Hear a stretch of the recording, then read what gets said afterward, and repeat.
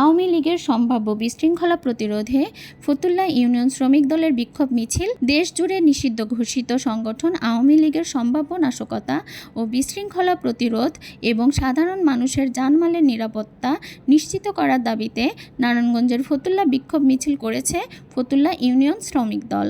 বুধবার 24 জুন বাদ আসর ফতুল্লার রেললাইন বটতলা এলাকায় ইউনিয়ন শ্রমিক দলের কার্যালয়ের সামনে থেকে মিছিলটি শুরু হয়ে বিভিন্ন সড়ক প্রদক্ষিণ শেষে কাঠের পুল এলাকায় গিয়ে শেষ হয়।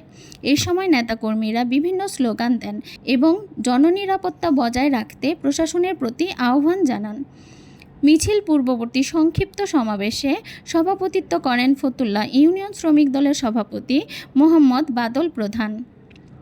প্রধান অতিথি হিসেবে বক্তব্য রাখেন ফতুল্লা থানা বিএনপির সিনিয়র যুগ্ম সম্পাদক রুহুল আমিন শিকদার।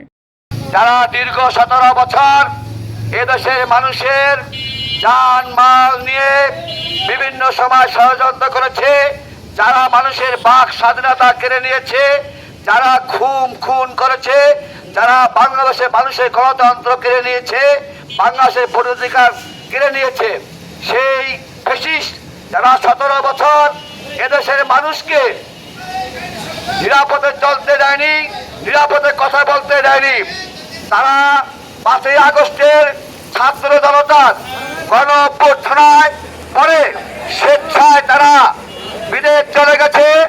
আজকে তাদের প্রধানমন্ত্রী থেকে শুরু করে মন্ত্রী পরিষদ, এমপি মহোদয়, চেয়ারম্যান, মেম্বার, এমনকি মসজিদের ইমাম সাহেব পর্যন্ত স্বেচ্ছায় 5 তারিখ তারা চলে গেছে। আজকে তারা বিদেশে বসে, আজকে তারা ভারতে বসে হুঙ্কার দিচ্ছে।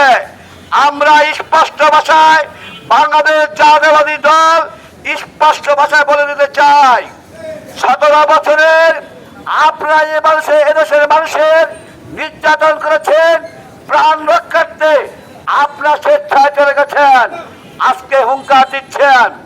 আমরা স্পষ্ট ভাষায় বলে দিতে চাই, নির্বাচন হয়েছে, মাত্র 4টি মাস অতিবাহিত হয়েছে।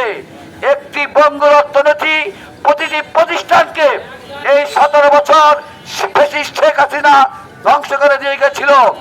তার থেকে উত্তরণের জন্য এদেশের মানুষ আপনাদের পতন ঘটিয়েছে। আমরা নতুন বাংলাদেশ চাই, যেই বাংলাদেশে মানুষ কথা বলতে পারবে, যেই বাংলাদেশে মানুষের স্বাধীনতা থাকবে। আমরা এমন একটি বাংলাদেশের জন্যই 5 আগস্ট সৃষ্টি করেছি। তাই আমরা কোনো হুমকি থুমকি আমরা চাই না। আমরা বাংলাদেশের মানুষ শান্তিতে বসবাস করতে চাই। অতিথি হিসেবে উপস্থিত ছিলেন ফতুল্লা থানা শ্রমিক দলের আহ্বায়ক মোহাম্মদ শাহ আলম পাটোয়ারি, সদস্য সচিব মোহাম্মদ আল আমিন এবং ফতুল্লা থানা যুব দলের ভারপ্রাপ্ত আহ্বায়ক মোহাম্মদ আব্দুল খালেক টিপু।